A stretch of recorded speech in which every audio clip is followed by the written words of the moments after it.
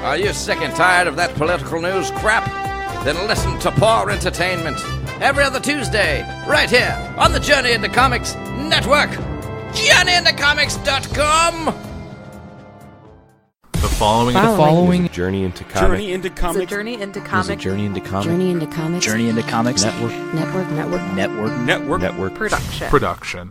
And here we go. Ladies and gentlemen, you're listening to Journey into Comics, the podcast dedicated to all things nerd, with your host, the podfather himself, Nate Phillips. Showtime, a-holes. What's up, ladies and gentlemen? Welcome to another episode of Journey into Comics. It's Journey into Comics 206. I am your host, Nate, the Podfather, here hanging out with you on this casual Monday morning. Hope everybody's doing fantastic. So, let's get right down to it. Haven't really had a lot of stuff going on in my world, I guess. I mean, I went to Dad's over this past week, and we hung out a little bit. Oh, I guess there's a little bit of a story time to get into. I totally forgot about. Like, as soon as I started talking, it was like, oh, shit, yeah, that thing happened. So I'm at Dad's, and he's been less than stellar. He's got spinal degradation and stenosis, and he's been, on and off. Some days he feels fantastic. Other days it's really hard to watch him not be able to function as a normal adult because he can barely stand or walk, for that matter. It's crushing. It is really one of the harder things of adulthood is watching your parents get older. It's something that I think I've always dreaded it, honestly. Like, I think about my life, and even as a young kid, I was like, man, what am I going to do when my parents are getting older and they're frail and fragile and starting to break and are not the superheroes that brought me into this world, like, what's going to happen? And I'm living that, and it is difficult. It's a very strange situation to look to someone who's always been stronger than me for the entirety of my existence and see him not be that person. I mean, I think I've covered it a couple times here. It's difficult. So, it's weird. So Dad and I hung out, and he wasn't feeling good. He could barely stand. So I was just like, man, fuck it. Let's just hang out, and we'll watch some movies, and we'll do our thing. We watched the super duper cut of Deadpool 2 again. Fucking hilarious. It's an amazing, amazing thing. If you have not seen it yet, I do highly encourage you get the super duper cut. I know that is how the Blu-ray is currently being released, so you kind of have to. It just includes all the deleted scenes, and most of the deleted scenes from the movie put back in to kind of make the whole entire film bigger and a little bit better. And I was thoroughly enjoyed. Dad loved the movie. He thought it was fucking absolutely hilarious. He was laughing his ass off through the whole thing. Just seeing his reaction kind of made the movie even better for me, And it's really weird because I feel like the more I've watched, and we're going to kind of super tangent flashback here a little bit, the more that I have watched Deadpool 2 since I've been able to do so, the more I'm reconsidering what happened on Journey into Comics 200.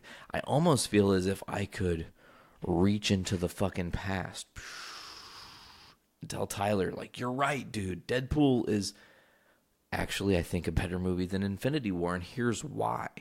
Deadpool 2 does a fantastic job of giving you everything. And I think Tyler covered it, previously, but just to once again say, like, it gives you exciting, it gives you funny, it gives you action, it gives you tension, it gives you terror, it gives you, time travel, it gives you romance and sadness and decanonizing an entire movie and its entirety. It does everything. So the more I watched it, I think I'm a little more emotionally attached to and invested in Deadpool 2 at this point. I mean, I love Infinity War.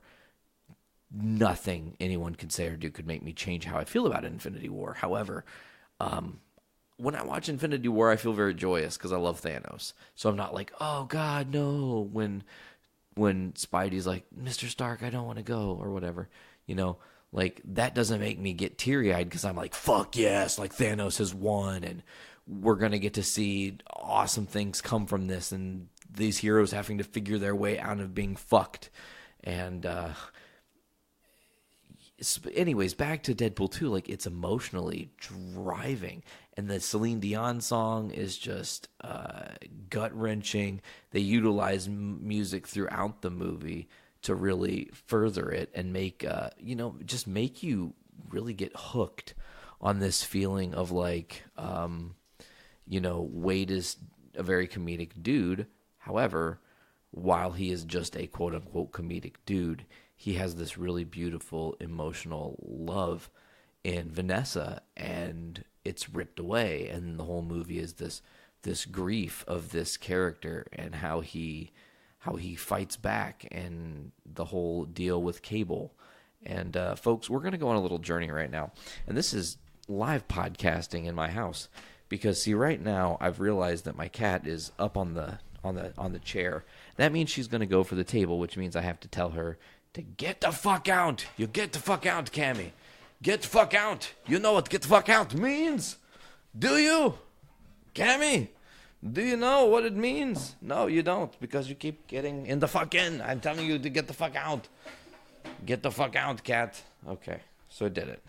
I successfully got her the fuck out. Sorry, it's just weird because I don't want her like up on the table when I'm trying to talk, and then she's like, brr, brr, I'm a cat, meow, meow, fucking pet me and shit, man. And I'm like, dude, cat.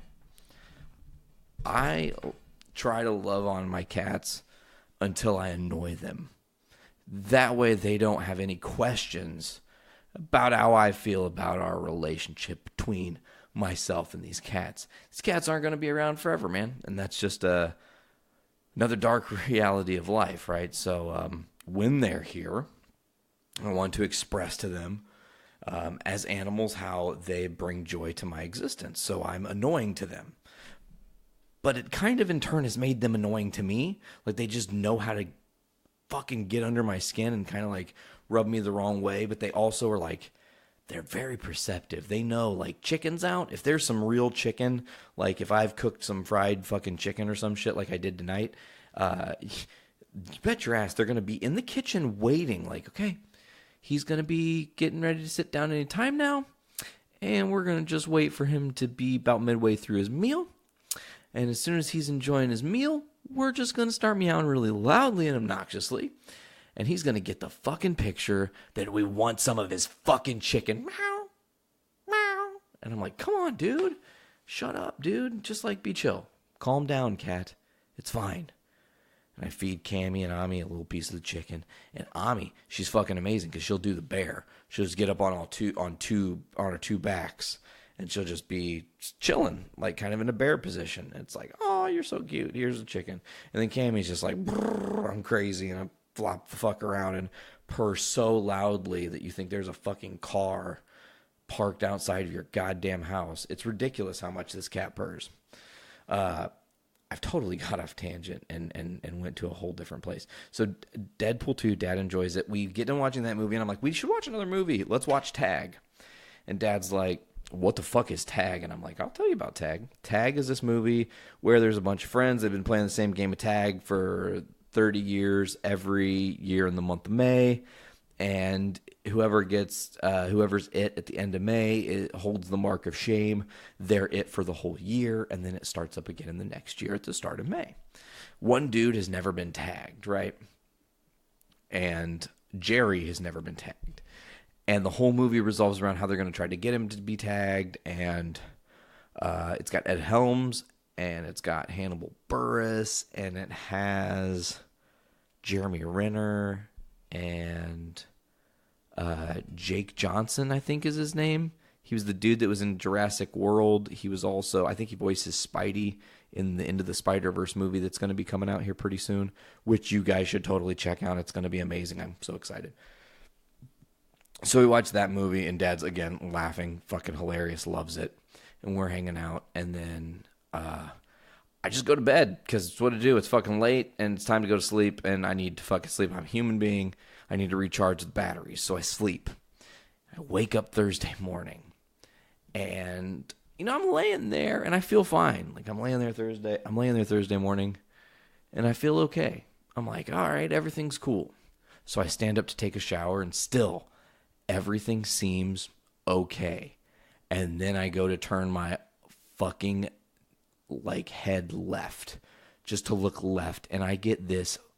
It's like some fucking serial killer ran from out of nowhere, opened the door to my dad's house, right? He fucking ran up the stairs, waited till I was in the bathroom standing there, about to turn left, and just like jabbed me in the back of the fucking neck with the hottest molten fucking knife. Like he blowtorched the shit out of the knife until it was like blue. You know, when like the flame is like really fucking hot, when it's like blue, it's fucking blue blade. And he fucking stabbed it in my neck. And I'm like, oh my God, I'm going to die. It was the worst feeling ever. And I'm like, what the fuck? And I'm like freaking out, and I can't move my head up so much, and I can't move my head down so much, and I can move my head right. That's not a big deal. Like right is fine. Looking right all day, I'm like, yes, right is cool. But if I'm gonna look left, I have to be a fucking owl and turn, or not an owl. What is the animal? Because owls, don't they like turn their whole fucking head? Whatever. No, maybe it is an owl. One of those animals, they have to turn their shoulders though to look at you. Like, hey, I'm gonna look at you over here, and that's what I had to do to turn and look left. So I'm like agonizing in pain. It's fucking awful. And take my shower, and I get downstairs, and go back to the conversation previously with Dad and all the things he's got going on. He has a wide array of prescription medications that he could maybe offer me possible relief, right? And he says, he's like, do you want anything? And I'm really not, anybody who knows me, I don't really particularly enjoy getting down on like painkillers and opioids and shit like that. They're very fucked up in the way they change your chemistry, and there's a long history with that. So anyways, I'm like, no, I'm okay. And I start to hurt worse, and my sister and my little nephew Sawyer came over, and I was trying to like play with him, and it was making me sad that I couldn't like participate in being goofy with the kid like I typically am, because I was limited because my neck fucking hurt. And Dad's like, are you sure you don't want anything? And I was like, you know what? I don't feel right. Give me whatever. And he gives me this medicine. Take this. I try it. And it was a muscle relaxer. And I'm sitting there and everything's fine. And then I just like kind of felt warm. And my neck still hurt, but it wasn't nearly as bad. And I was like, okay, well, this is kind of a little more tolerable. And I was like, Dad, by the time you're leaving for work, I'll go ahead and drive myself back up north, head home. Not a big deal, you know. Like that's just how I'm going to do it. So I'm talking to him, and he's like, okay, well, at 1 o'clock I'm leaving, and he gets his shit together and everything, and then he's like getting ready to leave, and he goes, hey, if I were you, I would just like go upstairs and sleep for a couple hours, like take a nap, and then get up and try to go, because that pill is going to make it really hard to drive, and the longer you sit in the same spot, the more exhausted you're going to become, and the more dangerous a situation you're going to have on your hands.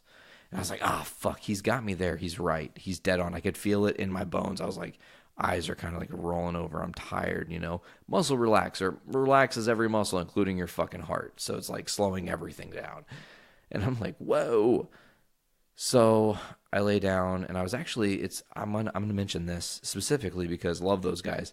Listening to Podcastrophe episode, when did that happen? Oh, it was the day episode 51 that just came out, dropped. Most recent episode, Reflections and Aliens of Podcastrophe. They reflect on the 50th episode and their history of a podcast. They go on some tangents about Marvel and stuff and have a blast and talk about aliens and all kinds of other shit. It was great. So I listened to that in my like 2-hour nap. I set a little alarm, and I woke up, and I'm still fucking wrecked. It's not good. It's like really painful and hurting.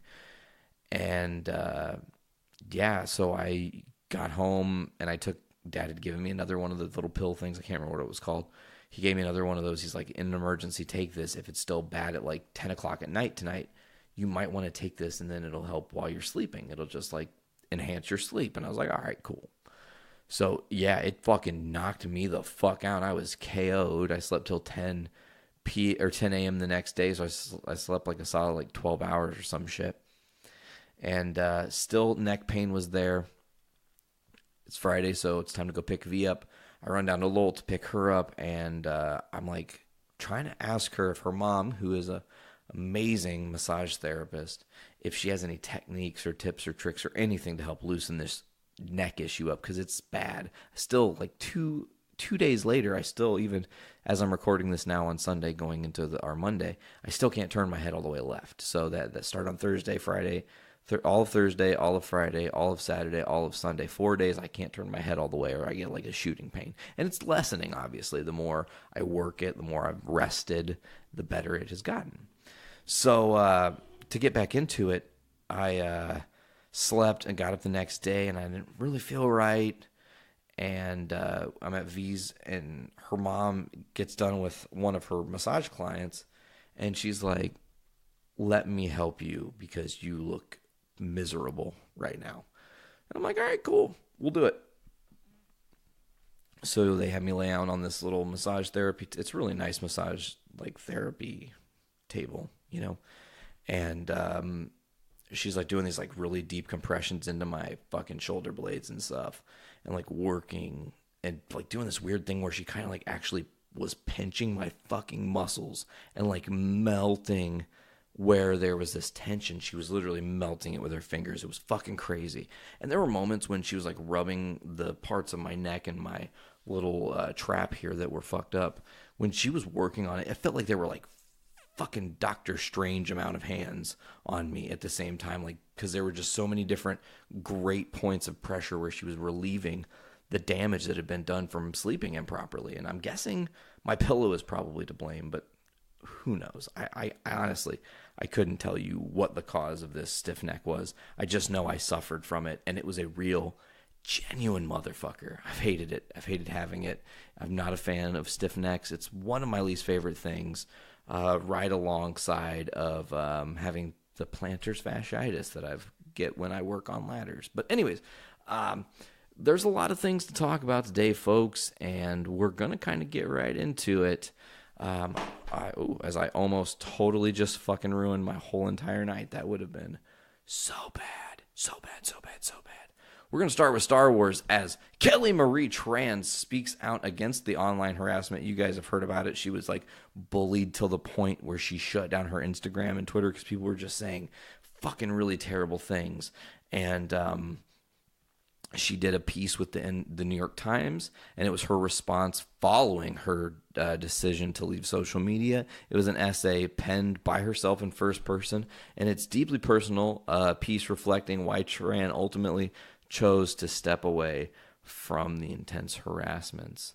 And I'm going to read from this article here. I'm pulling it up. She says, so this is a quick editor's note. It says, the actress deleted her Instagram posts this summer in response to online harassment. Here she speaks out for the first time. It wasn't their words. It's that I started to believe them. Their words seemed to confirm what growing up as a woman and a person of color already taught me, that I belong in margins and spaces valid only as a minor character in their lives and stories. And those words awakened something deep inside of me, a feeling I thought I had grown out of. The same feeling I had when I was 9. I stopped speaking Vietnamese altogether because I was tired of hearing other kids mock me. Or at 17, when at dinner with my white boyfriend and his family, I ordered a meal in perfect English, to the surprise of the waitress who exclaimed, "Wow, it's so cute that you have an exchange student." Their words reinforced a narrative that I had heard my whole life, that I was other, that I didn't belong, that I wasn't good enough, simply because I wasn't like them. And that feeling, I realize now, was and is shame. A shame for things that made me different, a shame for the culture from which I came from. And to me, the most disappointing thing was that I felt it all. Or it was the most disappointing thing was that I felt it at all. Because the same society taught me some people they were heroes, saviors, inheritors of the manifest destiny ideal, taught me that I existed in the background of their stories, doing their nails, diagnosing their illnesses, supporting their love interest, and perhaps the most damaging, waiting for them to rescue me. And for a long time, I believed them. I believed those words, those stories, carefully crafted by a society that was built upon the power of one type of person, one sex, one skin tone, one existence. It reinforced within me rules that were written before I was born, rules that made my parents deem it necessary to abandon their real names and adopt American ones, Tony and Kay, so it was easier for others to pronounce, a literal erasure of culture that still has me aching to the core. And as much as I hate to admit it, I started blaming myself. I thought, oh, maybe if I was thinner, maybe if I grew out my hair, and worst of all, maybe if I wasn't Asian. For months, I went down a spiral of self-hate into the darkest recesses of my mind, places where I tore myself apart, where I put their words above my own self-worth. And it was there and then that I had realized I had been lied to. I had been brainwashed into believing that my existence was limited to the boundaries of another person's approval, that I had been tricked into thinking that my body was not my own, that I was beautiful only if someone else believed it, regardless of my own opinion. I'd been told and retold this by everyone, by the media, by Hollywood, by companies that profited from my insecurities, manipulating me so that I would buy their clothes, their makeup, their shoes, in order to fill a void that was perpetuated by them in the first place. Yes, I have been lied to. We all have. And it was in this realization that I felt a different shame. Not shame for who I was, but a shame for the world I grew up in, and a shame for how that world treats anyone who is different. I am not the first person to have grown up this way. This is what it is to grow up as a person of color in a white-dominated world. This is what it is to be a woman in a society that has taught its daughters that we are worthy of love only if we are deemed attractive by its sons. This is the world I grew up in, but not the world I want to leave behind. I want to live in a world where children of color don't spend their entire adolescence wishing to be white. I want to live in a world where women are not subjected to scrutiny for their appearance or their actions or their general existence. I want to live in a world where people of all races, religions, socioeconomic classes, sexual orientations, gender identities, and the abilities are seen as what they have always been, human beings. This is the world that I want to live in. This is the world that I will continue to work towards. And these are the thoughts that run through my head every time I pick up a script or a screenplay or a book. I know the opportunity given to me is rare. I know that I now belong to a small group of privileged people who get to tell stories for a living, stories that are heard and seen and digested by a world that for so long has tasted only one thing. I know how important that is, and I am not giving it up. You might know me as Kelly. I am the first woman of color to have a leading role in a Star Wars movie. I am the first Asian woman to appear on the cover of Vanity Fair. My real name is Lone, and I am just getting started. Dude, that is fucking beautiful. Like, Lone Tran, Jesus Christ, you are a beautiful human being. I feel so much sorrow and sadness that people bullied a person as yourself who I fucking loved the character Rose Tico. I thought the story with her and Finn was beautiful. She sacrifices herself and saves him because he's being an idiot at the end of the movie. Like, she's just kicking ass in that movie, and they don't Star Wars fans were just vicious assholes. They were keyboard warriors in 2018, and that is something that I think desperately needs to stop. If you can't walk up to me on the streets and just tell me your opinions and your thoughts and not be a dick about it, but just like, hey, this is how I feel, then cool. Like, I get you. You should be validated. Your opinion does, in fact, have some weight and matter. Your opinion stops mattering as a person as soon as you cross a boundary and start treating other people less than yourself because you have insecurities. That's where I draw a line, and your opinion doesn't mean fuck to me. That's the heart of who I am as a person. I think Kelly Marie or Lone said it best, that we are all one fucking thing. We're all human beings. And I've said it before on this show. I've said it 100 million fucking times. You know, we are all people. At the end of the day, there should be no drama about what you are. Your color does not define you. Your sexual orientation does not define you. Your gender identity does not, in fact, define you. It is just who you are, and you should be free to be that person. I can't stand for this world that we currently live in. There's so much injustice, and then there's so much social injustice and social justice warriors, and there's like a whole... That's for another podcast, folks. Maybe I can get on Poor News in the next few weeks, and we can really break down some more stuff. I do want to say Mark Hamill himself weighing in on this stuff with Lone Tran, saying, I said it before and I'll say it again, what's not to love? I love you, Lone. We don't deserve you, and you are just getting started. I love that, man. Good to hear Hamill standing up for her. Another person from the history of Star Wars, Hayden Christensen, the Anakin Skywalker of our saga, says this, sending his supportive sentiments to Lone, saying, I don't know if I have any advice for that, but just, don't take it too seriously because unfortunately bullies are the ones who make the most noise. But the majority of the people don't feel that way, so keep that in mind. So yeah, I mean, I love that there are people that are coming out and standing with Lone and being like, look, like, we are a family and she is a badass and you fucking accept her. You fucking nerdy dickheads. I don't know. I don't mean to call people nerdy dickheads, but some people are shitty, man. Like, some people just really, really suck. And that's all I have on that. We're going to kind of move forward here. I don't know where I want to go next. I guess we do have that. That is some good news we can discuss here. Since we're talking about Star Wars, Oscar Isaacs is a member of the Star Wars universe here. And he's actually possibly joining the DCEU. Oscar Isaacs is reportedly expressing interest in a mystery role for Matt Reeves' The Batman.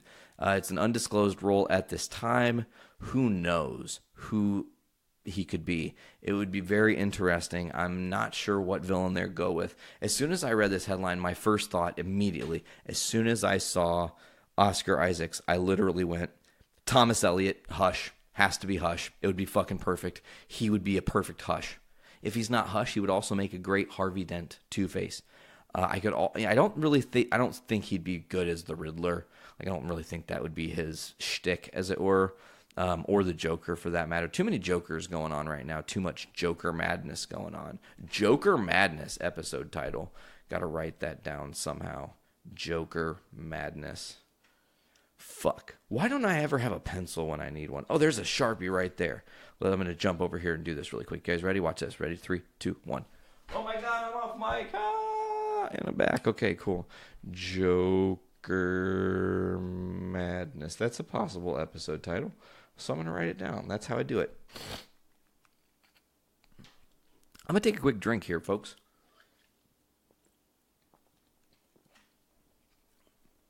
All right. So, comicbook.com weighs in themselves saying, who could he be playing? It could be very interesting, but it is possible they think he could be playing Batman.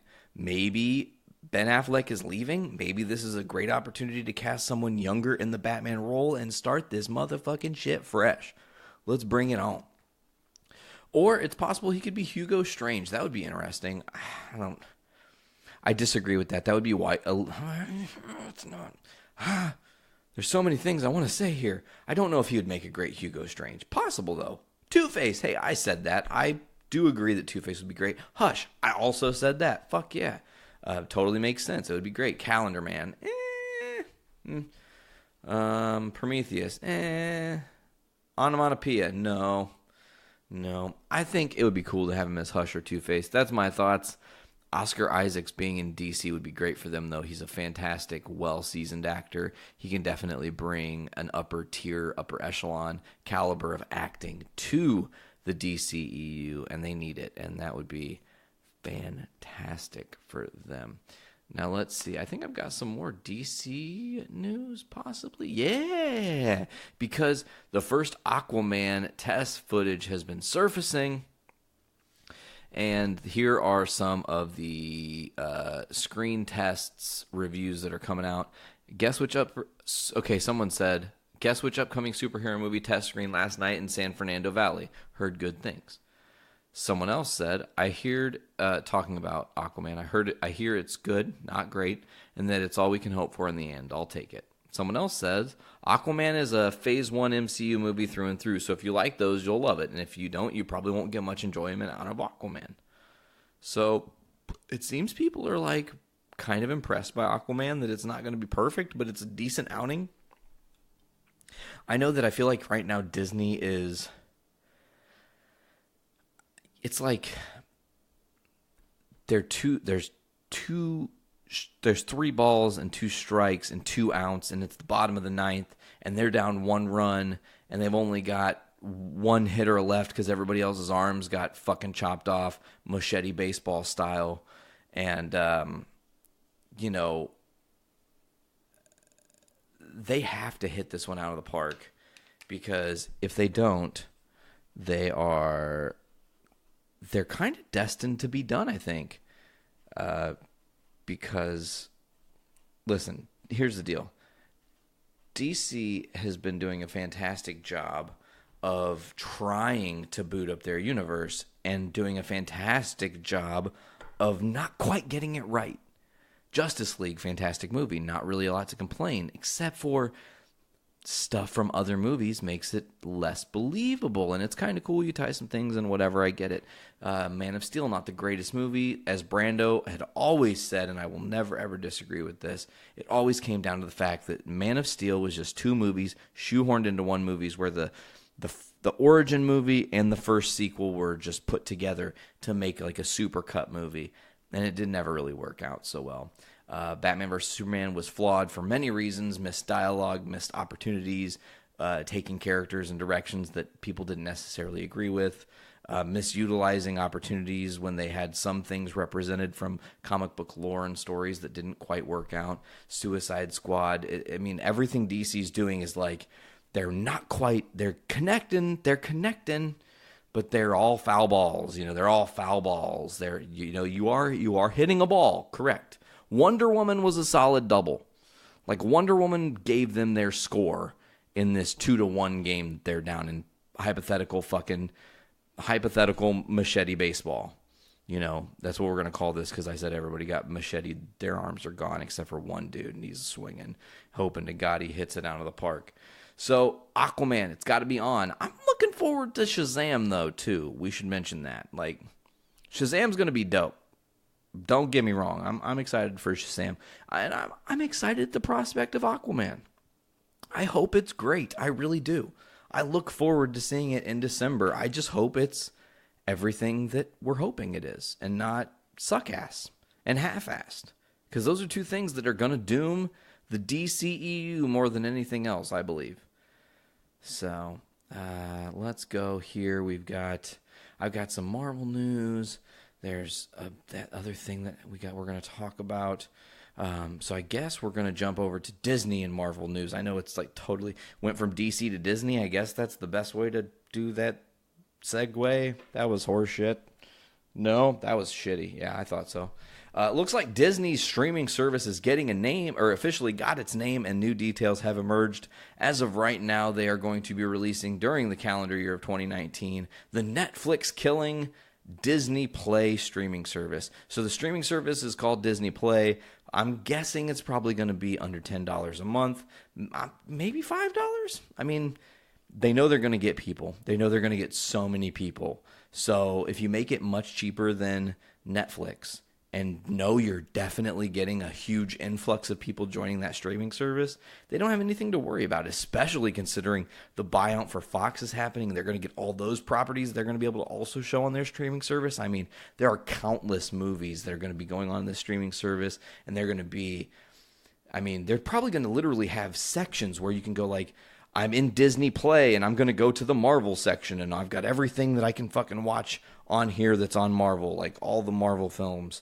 Everything. And then the same is to be said for like the Harry Potter movies, and right, I think Harry Potter's coming over. Don't quote me on that, but there's a lot of stuff that's going to be a part of that. And obviously Star Wars is a whole section, and you can do a lot of stuff with this. So I'm really looking forward to Disney Play. I cannot wait for them to announce more details. But moving on and continuing on with some, we got to talk about this news here. The Stony Brook University played Avengers Infinity War at their freshman orientation. The college said, someone posted on Reddit saying, "My college is playing Infinity War for our freshman orientation," the post read. "In no time at all, other users dropped into the comments with jokes about Thanos' genocidal plot. Some saying half of you will be dropped out by the end of the first semester and it will have cost you everything." The post migrated over to other subreddits like Unexpected Thanos and For Balance, Expected Thanos. Other people recalling seeing a superhero movie during their orientation, because it's kind of a way to be hip with a wide array of people, is do like something really popular and get people hooked on it. Obviously, like I said, that movie's amazing. So I think it's perfect. We got some more news here. Obviously, they just recently announced this news sucks. I fucking hate it. I still am holding out like a 2% finite chance of hope that the James Gunn story is not over yet. I feel like we're going to just start getting, like, there's going to be more to this story, obviously, I feel. And as of right now, there is more to the story because Disney says, hey, we're not releasing Guardians in 2020. It's indefinitely delayed. That's only because they don't have James Gunn, and that's only because they won't fucking rehire James Gunn. So here's the problem solvers.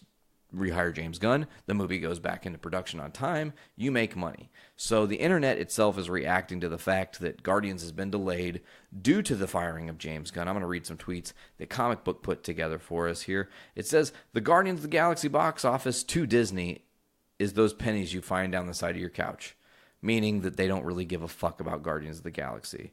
Guardians of the Galaxy is being put on hold on wake of the James Gunn being fired is more like common sense thinking. Not really surprising news. Someone just saying that because this shit's all going down, of course, they're going to have to delay the movie. This was only inevitable. Someone else says, hey, Disney, I got 2 suggestions on how you could save the Guardians. Number 1, rehire James Gunn. Number 2, if that fails, make Thor 4 and add the Guardians to it. Problem solved. Someone else says, blame Batista. Guardians of the Galaxy 3 postponed. Dave should have kept that mouth shut. Disney is putting Guardians of the Galaxy 3 on hold because they have no idea what to do since they fired James Gunn. And it's a gif of Drax laughing at them. Idea for Guardians 3. Fired all the original cast and make Chris Hemsworth play every single role. No. Guardians of the Galaxy 3 can stay on hold in all honesty. This is someone's shitty opinion in my opinion, so I think their opinion is shit, but that's just my opinion. Their opinion is their opinion. Guardians of the Galaxy Volume 3 can stay on hold in all honesty. We don't need a third film. The story finished nicely with 2. Leave it at that. If anything, 3 should be a whole new group. Oh, that's not the shitty comment. That's just meh. I'd love to see a third movie and see them continue to grow. This whole Guardians of the Galaxy situation is just ridiculous. Just rehire James Gunn. It's not as if he is an actual pedophile. He told a bunch of stupid jokes about pedophilia when he was younger and has since apologized for them. Yes, that's exactly what we're all fucking saying. This other dude, this is the one I disagree with, this guy's shitty opinion, that I jumped that other dude's ass for. Oops.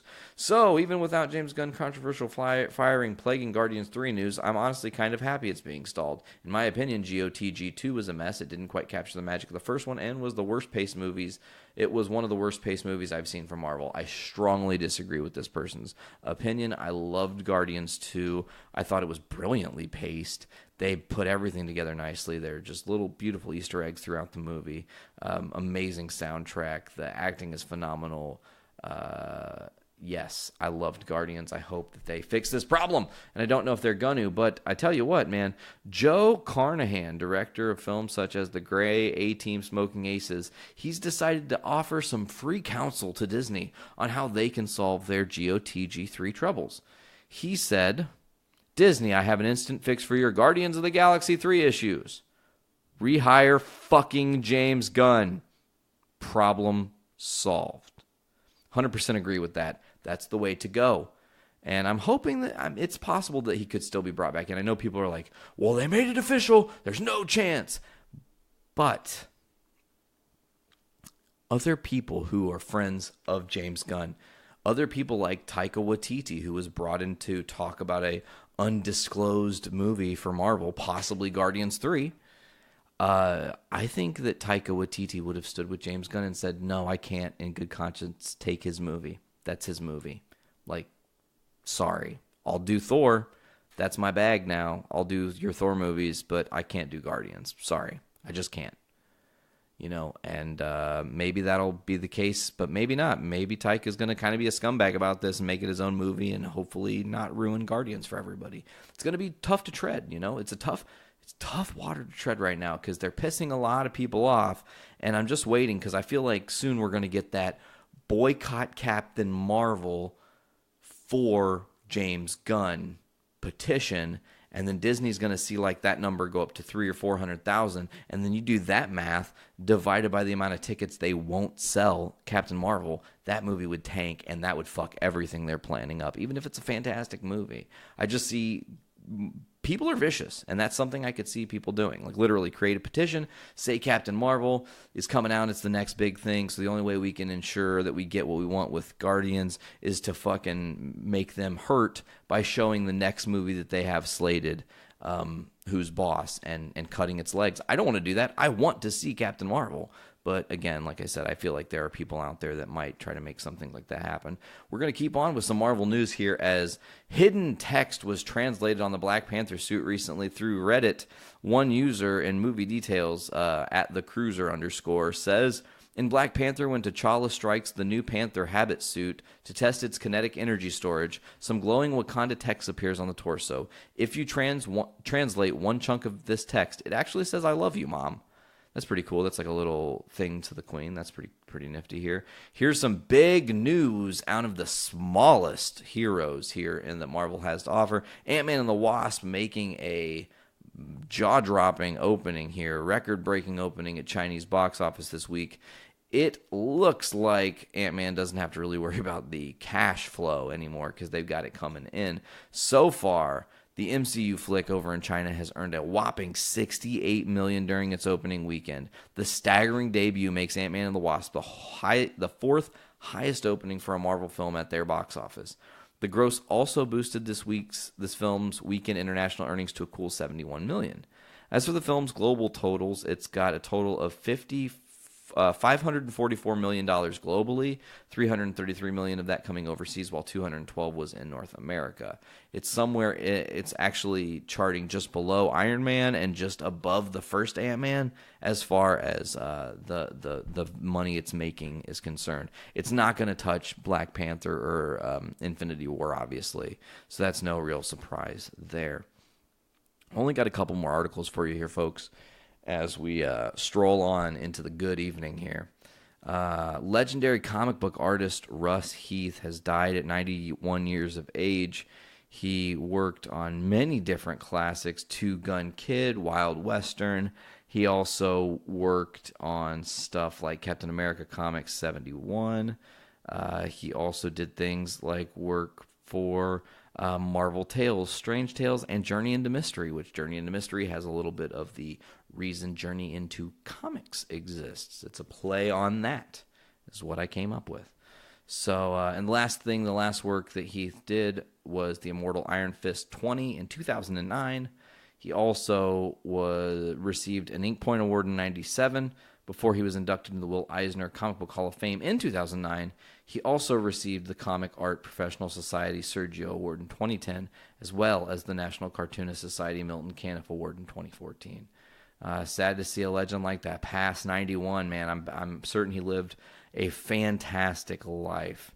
Okay, folks. Well, that's all for Journey into Comics today. We'll see you guys later. No, that's not actually the case. There's still one topic to discuss.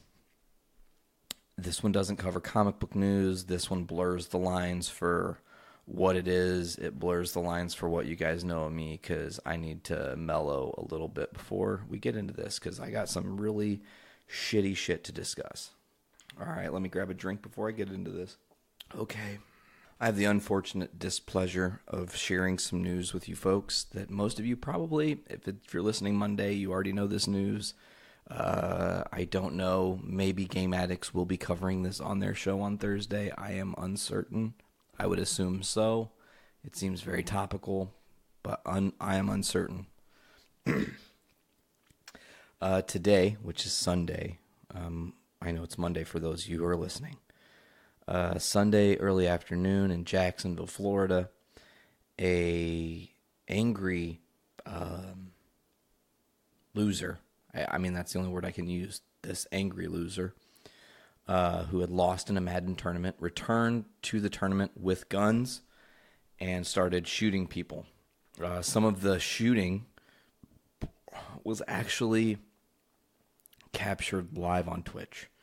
Now you see like a red laser in the frame, and then the screen goes black, and you hear shots, and there's lots of screaming and whatnot going on. But there's a lot to discuss in regards to this. He lost a game at the tournament and angrily came back.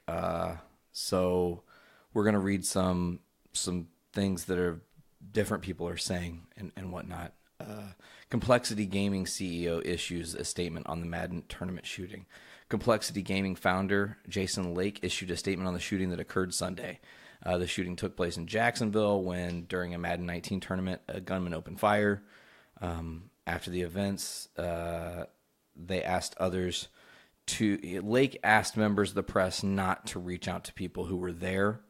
Obviously, they're going through some PTSD and stuff. People they were friends with in that room are dead now.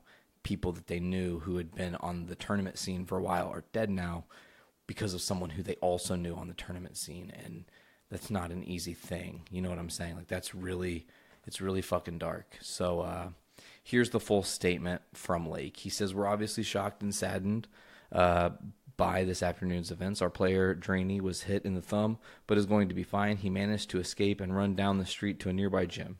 He's currently cooperating with the authorities, and we will be flying him out of Jacksonville as soon as we are given the green light from the officials on the ground." Reports on the incident from the Jacksonville Sheriff's Officer reported that the suspect was dead, and that there are more fatalities. EA also responding to the shooting that happened in Jacksonville. EA tweeting, "We are aware of an incident at a sanctioned Madden Championship Series competition in Jacksonville. We are working with authorities to gather facts at this stage." Later they tweeted, "This is a horrible situation and our deepest sympathies go out to all involved." Continuing on, Jacksonville information here with this terrible tragedy that happened. They have identified the shooter. He was a person who played. A description on the EA Sports page indicates that David Bread Katz was a competitor on the Madden scene for some time, and here was the description that his page had written. So, and I think this is a telltale that there was like no necessarily early warning sign this dude was going to snap. And this dude woke up on the wrong side of the fucking whatever today, maybe did the wrong drug or, fucking had crazy anxiety or whatever, had access to guns and had mental health problems. Who knows? We won't necessarily know. But the description on this guy's page says, in what some are calling the most exciting moment in all the 2017 NFL Club Series championships, David Bredkatz won with a walk-off victory by completing an unbelievable pass as time expired to be crowned Buffalo Bills champion. The crowd at 716 Food and Sport in Buffalo, New York was amazed with the clutch execution in the fourth quarter. Jacksonville also had a police like a press conference on Facebook, which you guys can go search for yourselves. But there were several casualties in this, and that's going to leave me with some stuff I need to say. Maybe some of you guys don't want to hear this, and maybe this isn't my place to say this. I don't know. I really don't care. All right. So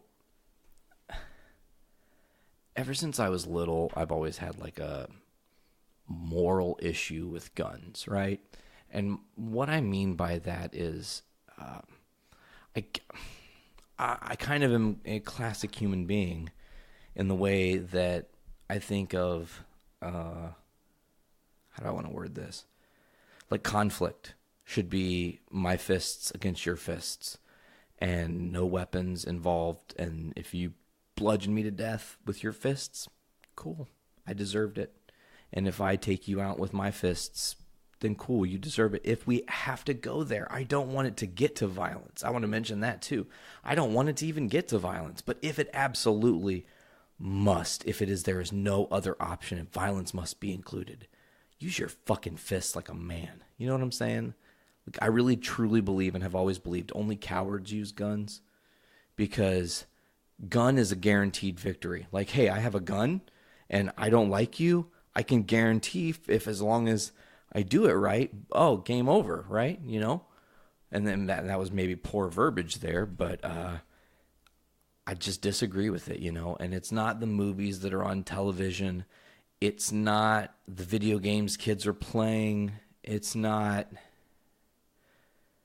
fundamentally speaking, as a nation, we are broken. And what I mean by that is we do not value life first.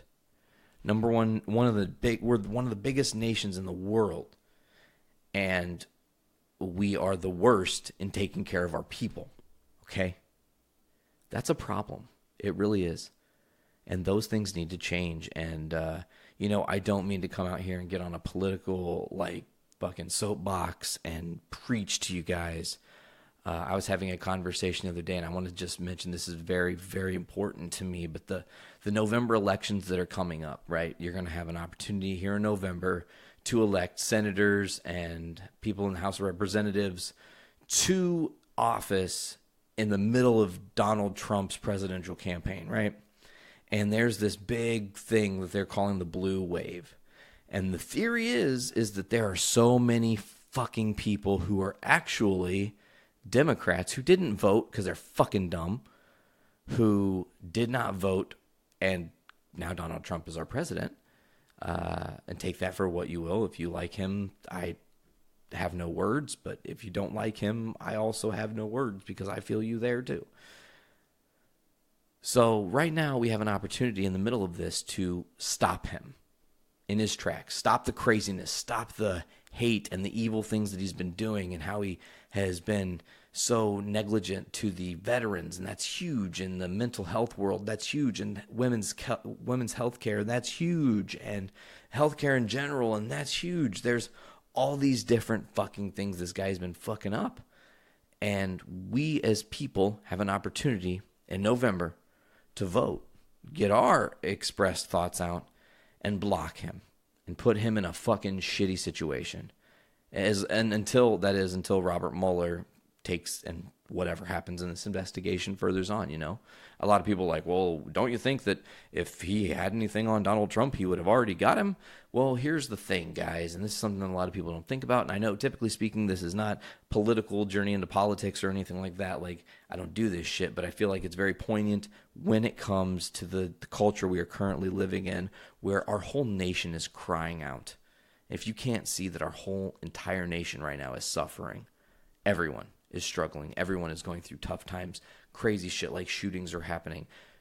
Florida, 2 major crazy shootings in 1 year. Unbelievable, And it's sickening. It really is. It's fucking gross is the word. And I think that if you own guns, I think you should consider why you own them. And, it's to protect my family. It's to protect me from the government. If your argument is, I need to protect my family from the government, let me just tell you something. The government right now has enough technology to literally kill any person in the United States of America and not even move a muscle. All they got to do is send a drone. Easy peasy. If they know where you are, and I'm sure they can find you anyway. There's a fucking camera right now that's looking at me, and motherfuckers are staring me down. I'm just going to be like this. Freaks me out sometimes, Like, honestly, right? My issue is that the government, if they're going to raise war against its people, the government's got some shit to win, guys, and we don't necessarily have a chance. And, sure, well, if we don't have guns, we've got no chance at all. Well, we're fucked, no matter how you cook it. And I'd rather be fucked and intelligent and know, hey, there's not a gun in the house where my young child could accidentally get it and kill themselves or their friend or their sibling or me or their mom or whoever, Joe Schmo, Or there's not a gun in the house, so when I get upset and maybe I had a really crazily bad day, I don't go to the gun and turn it on myself or someone else, Like, guns create a built-in fail-safe of evil intention, whether you mean to or not. Safety, I get. I understand that. But at the same time, you got to consider the bigger picture and what we're leaving our entire generation and the generations after us, what we're leaving them. And right now we're creating a giant fucking mess that all these millennials are going to have to clean up. And I'm sorry, but if you're an 18-year-old millennial, and it's 2018 and you were born in 2000, you have an opportunity to vote for the first time this year, you need to genuinely consider and think about every option.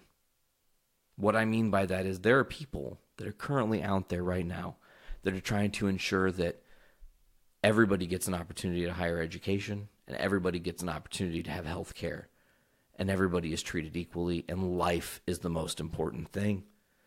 You can love who you want to love as long as it's not sick pedophilia.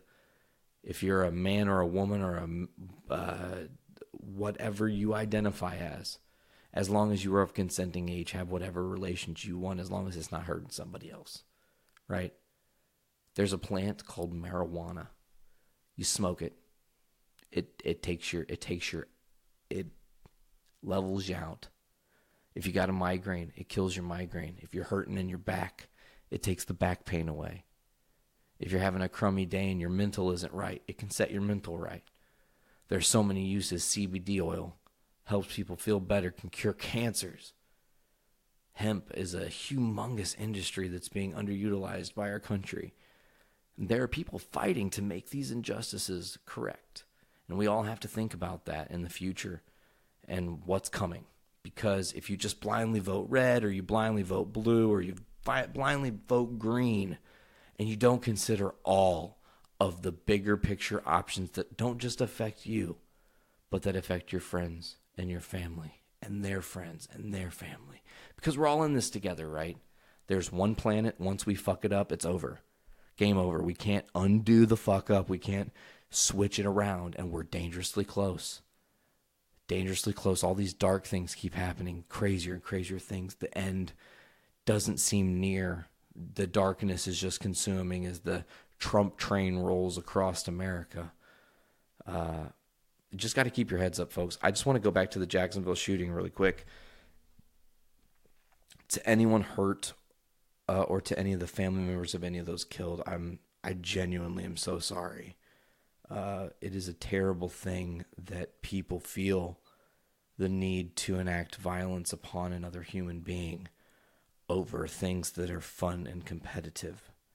I think we need to, as an entire nation, reevaluate things like that because maybe we as a nation have been bred to be entirely too competitive. You've always heard things like, America's number one. We're the most ass-kicking country. We don't lose wars. We win them. Well, that's kind of true. It's also kind of false. You also stall wars for many years and get a bunch of Americans killed for no fucking reason. And I genuinely do believe that we're in a predicament. But I want everybody to, tonight when you're done listening to this episode, find your loved one. Just tell them, hey, I love you, man.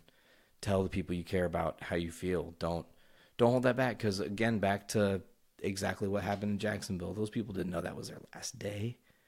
Like, are you kidding me? I'm going to a motherfucking Madden tournament. Like, me? If I'm going to a Madden tournament, I'm going to smoke some weed. I'm going to get on a tracksuit because I don't play Madden. This is just some fantasy. Why not? I'm going to put on a tracksuit and smoke some weed and roll up in there and play Madden until the cows come home and be the Chicago Bears because I love the Chicago Bears. Even though I don't really sports, I hear they're supposed to be really good this year, maybe. I don't know. But in this fantasy world, I'm not expecting that the Madden tournament is the last thing I'm going to experience. And it's like, you hear, okay, there's 4 people dead, 1 is the suspect. So 3 people are dead, from what I hear. So then my brain starts going, okay, so the 2 people that beat him double elimination style, and then the guy that made the call that he lost, was there some bullshit call that he felt injustice? I mean, we'll never know because the cops fucking murked him, took him out, at least as far as we know. So this is it's been hard to cover this one, guys. It's one of those things like you see that headline and it just turns your stomach and you're like, do I even talk about it? And I felt that maybe I hadn't opened up like that and maybe shared my deeper feelings and what's important, like if we all would just fucking get along, man, there's no need for murder. There really isn't. There's no need for crimes against other people. There aren't, there's no, I know it's going to happen. It's going to keep happening, Nate. You can't fucking change it, man. I'm going to have my gun. So if somebody's trying to be an asshole to me, I can fucking kill him. Man, like I hope in my life that I never have to deal with a situation like that. But if I was ever in that situation, I would hope that I would be intelligent enough to think my way out of the situation and keep the people I love safe without having to have means of using a gun. I mean, because a lot of people, here's the thing, like another issue with gun owners. Gun owners, they're trained like you're going to shoot to kill, shoot to kill, shoot to kill, shoot the middle of the chest, shoot the middle of the chest, shoot the head, shoot the middle of the chest, shoot the middle of the chest, shoot the head, right? If somebody comes into my fucking home and they're invading me and I did have a gun and it was, and like, let's say I had a different opinion about guns, I'm not going to necessarily shoot to kill that human being. I am going to shoot to stop them from coming at me and try to get them down. So I'd be shooting at their knees. Because I tell you what, if someone shoots you in your motherfucking kneecaps, you're throwing whatever you got down and you're done. You're toast. And then guess what? That person can pay for their crimes. They can pay up for their mistakes. Oh, but then there's a great other injustice, Nate. Our justice system is kind of bullshit. Murderers walk with lesser jail fines than first-time marijuana offenders. What's the bullshit injustice in that? It is terrible injustices. And hopefully in November we can change that. And that's where I'm going to leave you guys today, folks. This has been Journey into Comics, episode 206. As always, you can check out the Journey into Comics Network and the flagship show, Journey into Comics, at journeyintocomics.com. Go on to the different podcasting services. You know the ones, your iTunes, your Spotifys, your Podbeans. Use Podbean. It's my favorite. It's the best way to get the network, in my humble opinion. But use that and search Journey into Comics Network. You'll get all the shows on one feed.